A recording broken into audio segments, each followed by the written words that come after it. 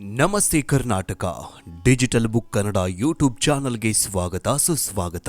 ಕೇದಾರನಾಥ ದೇವಸ್ಥಾನದಲ್ಲಿ 228 ಕೆಜಿ ಚಿನ್ನ ಪತ್ತೆ. ಗಂಭೀರ ಆರೋಪ ಮಾಡಿದ್ಯಾರು ಗೊತ್ತಾ? ಕೇದಾರನಾಥದಲ್ಲಿ 3 ಲಾಕರ್ಗಳಿಂದ ದೇವಸ್ಥಾನವನ್ನ ಲಾಕ್ ಮಾಡೋದು ಯಾಕೆ? ಈ 3 ಲಾಕರ್ಗಳಿಂದ ದೇವಸ್ಥಾನವನ್ನ ಲಾಕ್ ಮಾಡಿದ್ರೂ ಕೂಡ 228 ಕೆಜಿ ಚಿನ್ನ ಎಲ್ಲಿ ಹೋಯಿತು? ಯಾರು ಲೂಟಿ ಮಾಡಿದ್ರು? ಮತ್ತು ಕೇದಾರನಾಥದಲ್ಲಿ ಆ ಒಂದು ಕಲ್ಲು ಅಲ್ಲಾಡಿದ್ದರಿಂದ ಈ ಕಳ್ಳತನ ನಡೀತಾ? ಈ ವಿಡಿಯೋದಲ್ಲಿ ಕೇದಾರನಾಥ ಕ್ಷೇತ್ರದ ಚಿದಂಬರ ರಹಸ್ಯವನ್ನ ರಿವೀಲ್ ಮಾಡ್ತೀವಿ. ವಿಡಿಯೋವನ್ನ ಶುರು ಮಾಡೋದಕ್ಕಿಂತ ಮುಂಚೆ ನೀವೇನಾದ್ರೂ ಶಿವನ ಭಕ್ತರಾಗಿದ್ರೆ ಓಂ ನಮಃ ಶಿವಾಯ ಎಂದು ಕಮೆಂಟ್ ಮಾಡಿ. ಜೊತೆಗೆ ಕೇದಾರನಾಥಕ್ಕೆ ಹೋಗಿದ್ರೆ ಹೇಗಿತ್ತು ಎಕ್ಸ್ಪೀರಿಯನ್ಸ್ ಅಂತ ಕಮೆಂಟ್ ಮೂಲಕ ತಿಳಿಸಿ. ಬನ್ನಿ ವಿಡಿಯೋವನ್ನ ಶುರು ಮಾಡೋಣ. ಮೊನ್ನೆಯಷ್ಟೇ ಜಗನ್ನಾಥನ ರತ್ನ ಭಂಡಾರ ರಹಸ್ಯ ಕೊಠಡಿ ತೆರೆಯಲಾಗಿದೆ. ಬಿಜೆಡಿ ಸರ್ಕಾರದ ಮೇಲೆ ಕಳ್ಳತನದ ಆರೋಪ ಹೊರಿಸಿ ಗೆದ್ದು ಬಂದ ಬಿಜೆಪಿ ತನ್ನ ಮಾತು ಉಳಿಸಿಕೊಂಡಿದೆ. ಈ ಬೆನ್ನಲ್ಲೇ ಪವಿತ್ರ ಕೇದಾರನಾಥ ದೇವಾಲಯದ ಸುದ್ದಿಯೊಂದು ಸಂಚಲನ ಎಬ್ಬಿಸಿದೆ. 228 ಕೆಜಿ ಚಿನ್ನ ನಾಪತ್ತೆಯಾಗಿದೆಯಂತ ಜ್ಯೋತಿರ್ಮಠದ ಶಂಕರಾಚಾರ್ಯರು ಆರೋಪ ಮಾಡಿದ್ದಾರೆ. ಉತ್ತರಾಖಂಡದ ಕೇದಾರನಾಥ ದೇವಾಲಯದ ಸ್ವರ್ಣ ಕಾಣೆಯಾಗಿದೆಯಂತ ಗಂಭೀರ ಆರೋಪವೊಂದು ಕೇಳಿಬಂದಿದೆ. ಈ ಆರೋಪವನ್ನ ಯಾರೋ ಹಾದಿಬೀದಿ ವ್ಯಕ್ತಿ ಮಾಡಿಲ್ಲ. ಹಿಂದೂಗಳ ಆರಾಧ್ಯ ಜ್ಯೋತಿರ್ಮಠದ ಶಂಕರಾಚಾರ್ಯ ಸಿಡಿಸಿದ ಬಾಂಬ್ ಆಗಿದೆ. ಕೇದಾರನಾಥ ಶಿವನ 12 ಜ್ಯೋತಿರ್ಲಿಂಗಗಳಲ್ಲೇ ಪರಮ ಪವಿತ್ರ ಕ್ಷೇತ್ರವಾಗಿದೆ. ಉತ್ತರಾಖಂಡದ ಗರ್ವಾಲ್ ಹಿಮಾಲಯದ ಶ್ರೇಣಿಯಲ್ಲಿ ಆದಿಶಂಕರಾಚಾರ್ಯರೇ ನೆಲೆ ನಿಂತ ಪುಣ್ಯ ಭೂಮಿ ಇದು. ಈಗ ಇದೇ ಕೇದಾರನಾಥ ದೇಗುಲದ ರಹಸ್ಯವೊಂದನ್ನ ಜ್ಯೋತಿರ್ಮಠದ ಅವಿಮುಕ್ತೇಶ್ವರಾನಂದ ಶಂಕರಾಚಾರ್ಯ ಸ್ವಾಮೀಜಿ ಬಿಚ್ಚಿಟ್ಟಿದ್ದಾರೆ. ದೇವಾಲಯದ 228 ಕೆಜಿ ಚಿನ್ನ ನಾಪತ್ತೆಯಾಗಿದೆ ಅಂತ ಹೇಳಿದ್ದಾರೆ. ಇನ್ನು 12 ಜ್ಯೋತಿರ್ಲಿಂಗಗಳು ಅವುಗಳು ನಿಗದಿತ ಸ್ಥಳಗಳನ್ನು ಹೊಂದಿರುವ ಮಹತ್ವ ಪ್ರಸ್ತಾಪಿಸಿದ ಸ್ವಾಮೀಜಿ ದೆಹಲಿಯ ಕೇದಾರನಾಥ ದೇವಾಲಯ ನಿರ್ಮಾಣ ವಿರೋಧ ಮಾಡಿದ್ರು. ಕೇದಾರನಾಥದಲ್ಲಿ 228 ಕೆಜಿ ನಾಪತ್ತೆ ಮಾಡಿದ್ದಾರೆ. ಯಾರು ಈ ಬಗ್ಗೆ ಮಾತನಾಡಿಲ್ಲ. ಯಾಕೆ? ಈವರೆಗೆ ಯಾವುದೇ ತನಿಖೆಯೂ ಕೂಡ ಆಗಿಲ್ಲ. 228 ಕೆಜಿ ಚಿನ್ನದ ಹಗರಣ ಕೇದಾರನಾಥದಲ್ಲಿ ಆಗಿದೆ. ಇದಕ್ಕೆ ಯಾರು ಜವಾಬ್ದಾರಿ? ಯಾಕೆ ತನಿಖೆಯಾಗ್ತಾ ಇಲ್ಲ ಅಂತ ಸ್ವಾಮೀಜಿಗಳು ಹೇಳಿದ್ದಾರೆ. ನೋಡಿದ್ರಲ್ಲ, 12 ಜ್ಯೋತಿರ್ಲಿಂಗಗಳ ಪೈಕಿ ಕೇದಾರನಾಥವು ಕೂಡ ಮಹತ್ವದ ಮತ್ತು ಪವಿತ್ರ ಸ್ಥಳವಾಗಿದೆ. ಇದೇ ದೇವಸ್ಥಾನದಲ್ಲಿ ಬರೋಬ್ಬರಿ 228 ಕೆಜಿ ಚಿನ್ನವನ್ನ ಲೂಟಿ ಮಾಡಿದ್ದಾರೆ. ಆ ಲೂಟಿಕೋರರು ರಾಜಕಾರಣಿಗಳು ಅಥವಾ ಮತ್ಯಾರೋ ಗೊತ್ತಿಲ್ಲ.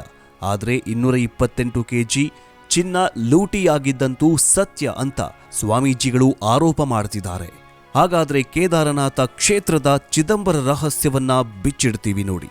ಆ ದೇವಸ್ಥಾನ ಸುಮಾರು 400 ವರ್ಷಗಳ ಕಾಲ ಮಂಜಿನಲ್ಲಿ ಸಂಪೂರ್ಣವಾಗಿ ಹುದುಗಿ ಹೋಗಿತ್ತು. ಕೊನೆಗೊಂದು ದಿನ ಅದರ ಮೇಲಿದ್ದ ಮಂಜು ಕರಗಿ ಅಲ್ಲಿದ್ದ ದೇಗುಲ ಎಲ್ಲರಿಗೂ ಕಾಣಿಸತೊಡಗಿತ್ತು. ಆದ್ರೂ ಸಹ ಈ ದೇಗುಲಕ್ಕೆ ಯಾವುದೇ ಹಾನಿ ಸಂಭವಿಸಿರಲಿಲ್ಲ.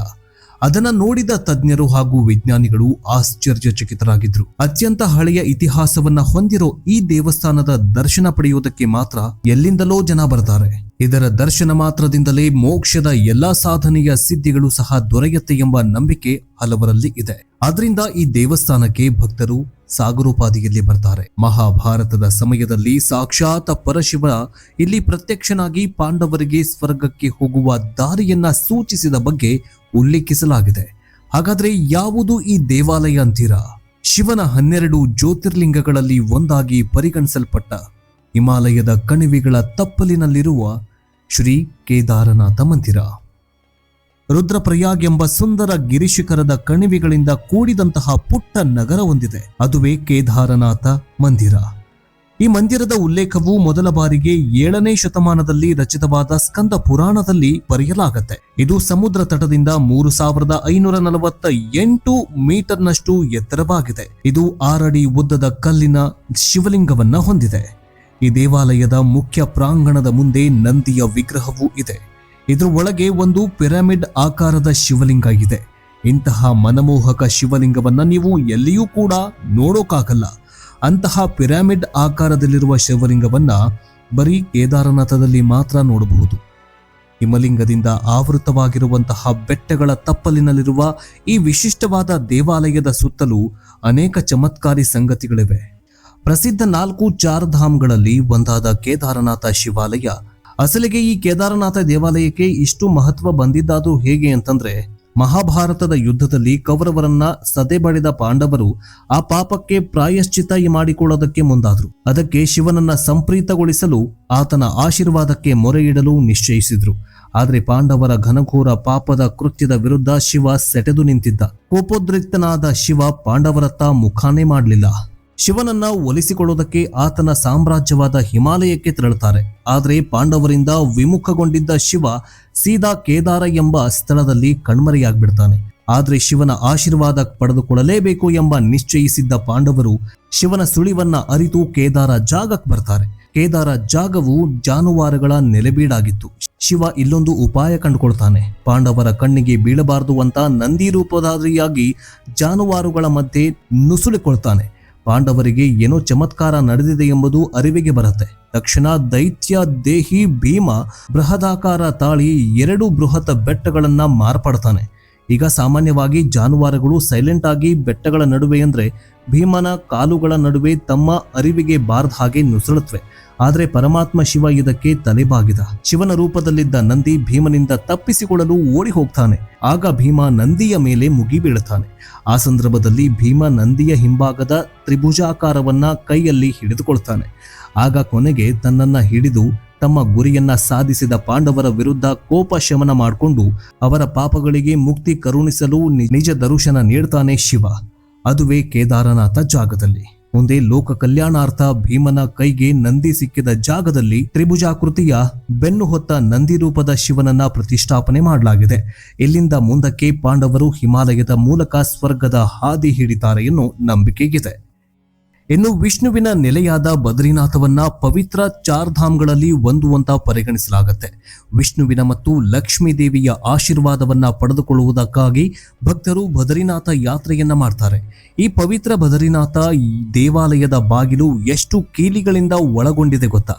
ಬದ್ರಿನಾಥ ದೇವಾಲಯದ ಬಾಗಿಲಿನ ಕೀಲಿಗಳ ರಹಸ್ಯವೇನು ಅನ್ನೋದನ್ನ ಇಲ್ಲಿ ಹೇಳ್ತೀವಿ ನೋಡಿ. ಈಗಾಗಲೇ ಸಾವಿರಾರು ಬದರಿ ಭಕ್ತರು 2024ರ ದರ್ಶನಕ್ಕಾಗಿ ಕಾಯ್ತಾ ಇದ್ದಾರೆ.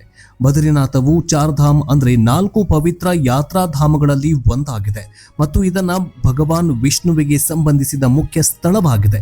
ಬದ್ರಿನಾಥ ಧಾಮವನ್ನ ಭಗವಾನ್ ಶ್ರೀ ವಿಷ್ಣುವಿನ 24ನೇ ಅವತಾರದಲ್ಲಿ ಒಂದೆಂದು ಪರಿಗಣಿಸಲಾಗುತ್ತೆ. ಸಾಮಾನ್ಯವಾಗಿ ದೇವಾಲಯ ಬಾಗಿಲನ್ನ ಒಂದು ಕೀಲಿಯಿಂದ ತೆರೆಯಲಾಗುತ್ತೆ ಅಥವಾ ಲಾಕ್ ಮಾಡಲಾಗುತ್ತೆ. ಆದ್ರೆ ಬದ್ರಿನಾಥ ಧಾಮದ ಬಾಗಿಲನ್ನ ಸುಮಾರು 3 ಕೀಲಿಗಳಿಂದ ಲಾಕ್ ಮಾಡಲಾಗಿರುತ್ತೆ. ಇದರ ಇನ್ನೊಂದು ವಿಶೇಷ ಏನಂತಂದ್ರೆ ಈ 3 ಕೀಲಿಗಳು ಒಬ್ಬರ ಬಳಿಯೇ ಇರೋದಿಲ್ಲ. ಬದಲಾಗಿ 3 ಕೀಲಿಗಳು 3 ವಿಭಿನ್ನ ಜನರ ಬಳಿ ಇರುತ್ತೆ. ಕೆಲವು ಮಾಹಿತಿಗಳ ಪ್ರಕಾರ ಒಂದು ಕೀಲಿ ತೆಹರಿ ರಾಜ್ ಕುಟುಂಬದ ಪಾದ್ರಿಯ ಬಳಿ ಇದ್ರೆ ಇನ್ನೊಂದು ಕೀಲಿ ಬದ್ರಿನಾಥ ಧಾಮದ ಮೆಹತಾರ್ ಎಂಬ ವ್ಯಕ್ತಿಯ ಬಳಿ ಇರತ್ತಂತೆ. ಮತ್ತೊಂದು ಕೀಲಿ ಹಕ್ ಭಂಡಾರಿ ಎಂಬ ಜನರ ಬಳಿ ಇರುತ್ತೆ. ಕೇವಲ ಒಂದು ಕೀಲಿಯಿಂದ ನೀವು ಬದ್ರಿನಾಥ ಧಾಮದ ಬಾಗಿಲನ್ನ ತೆರೆಯುವುದಕ್ಕೆ ಸಾಧ್ಯವಿಲ್ಲ. 3 ಕೀಲಿಗಳು ಇದ್ರೆ ಮಾತ್ರ ಬದ್ರಿನಾಥ ಬಾಗಿಲನ್ನ ತೆರೆಯಬಹುದು. ಇನ್ನು ಪ್ರತಿ ವರ್ಷ ಬದ್ರಿನಾಥ ಸೇರಿದಂತೆ ಕೇದಾರನಾಥ, ಗಂಗೋತ್ರಿ ಮತ್ತು ಯಮುನೋತ್ರಿ ದೇವಾಲಯಗಳ ಬಾಗಿಲನ್ನ 6 ತಿಂಗಳ ಕಾಲ ಭಕ್ತರಿಗೆ ದರ್ಶನವನ್ನ ನಿರಾಕರಿಸಲಾಗುತ್ತೆ. ನಂಬಿಕೆಗಳ ಪ್ರಕಾರ ಬದ್ರಿನಾಥವನ್ನ ಬ್ರಹ್ಮಾಂಡದ 8ನೇ ವೈಕುಂಠ ಅಂತ ಕರೆಯಲಾಗುತ್ತೆ. ಇಲ್ಲಿ ಭಗವಾನ್ ವಿಷ್ಣು 6 ತಿಂಗಳ ಕಾಲ ನಿದ್ರೆಯಲ್ಲಿದ್ರೆ ಇನ್ನೂ 6 ತಿಂಗಳುಗಳ ಕಾಲ ಎಚ್ಚರವಿರ್ತಾನೆ. ಅಲ್ಲದೆ ಈ ಸ್ಥಳದಲ್ಲಿ ಹಿಮಗಳು ಬೀಳೋದ್ರಿಂದ ಚಳಿಗಾಲದ ಸಮಯದಲ್ಲಿ ಹಿಮಪಾತವಾಗಬಹುದು ಅನ್ನೋ ಕಾರಣಕ್ಕೆ ಇಲ್ಲಿ ಬಾಗಿಲನ್ನ ಮುಚ್ಚಲಾಗತ್ತೆ. ಇನ್ನು ಬದ್ರಿನಾಥ ಧಾಮದ ಬಾಗಿಲು ಮುಚ್ಚಿದ ನಂತರ ವಿಷ್ಣುವಿನ ವಿಗ್ರಹಕ್ಕೆ ತುಪ್ಪವನ್ನ ಲೇಪನೆ ಮಾಡಲಾಗಿರುತ್ತೆ. ಬಾಗಿಲು ತೆರೆದಾಗ ಪಂಡಿತರು ಮೊದಲು ದೇವಾಲಯವನ್ನ ಪ್ರವೇಶ ಮಾಡ್ತಾರೆ. ವಿಗ್ರಹಕ್ಕೆ ಲೇಪಿಸಿದ ತುಪ್ಪ ಹಾಗೇ ಇದ್ರೆ ಇದು ದೇಶದಲ್ಲಿ ಸಮೃದ್ಧಿಯಾಗತ್ತೆ ಎನ್ನುವಂತಹ ನಂಬಿಕೆ ಇದೆ. ಮತ್ತೊಂದು ಕಡೆ ತುಪ್ಪ ಕಡಿಮೆ ಅಥವಾ ಒಣಗಿದ್ರೆ ದೇಶದಲ್ಲಿ ವಿಪರೀತ ಮಳೆಯಾಗಬಹುದು ಅನ್ನೋ ಭವಿಷ್ಯವನ್ನ ಬದ್ರಿನಾಥ ನುಡಿತಾನೆ. ಹೀಗೆ ಕೇದಾರನಾಥದಲ್ಲಿ 6 ತಿಂಗಳು ವಿಷ್ಣು ಮಲ್ಕೊಂಡಿರ್ತಾನೆ, ಇನ್ನು 6 ತಿಂಗಳು ಎಚ್ಚರವಿರ್ತಾನೆ. ಅದಕ್ಕಾಗಿ 6 ತಿಂಗಳ ಕಾಲ ಕೇದಾರನಾಥ ಮತ್ತು ಬದ್ರಿನಾಥ ಧಾಮ್ಗಳು 2 ಕೂಡ ಬಂದ್ ಆಗಿರುತ್ತೆ. ನೀವೇನಾದ್ರೂ ಕೇದಾರನಾಥನ ಯಾತ್ರೆಗೆ ಹೋಗೋದಾದ್ರೆ ಕಮೆಂಟ್ ಮೂಲಕ ತಿಳಿಸಿ. ಅಂಡ್ ಕೊನೆಯದಾಗಿ ಓಂ ನಮಃ ಶಿವಾಯ ಅನ್ನೋದರ ಮೂಲಕ ನಮಗೆ ಸಪೋರ್ಟ್ ಮಾಡಿ. ಮುಂದಿನ ವಿಡಿಯೋದಲ್ಲಿ ಸಿಗೋಣ. ಜೈ ಹಿಂದ್, ಜೈ ಕರ್ನಾಟಕ.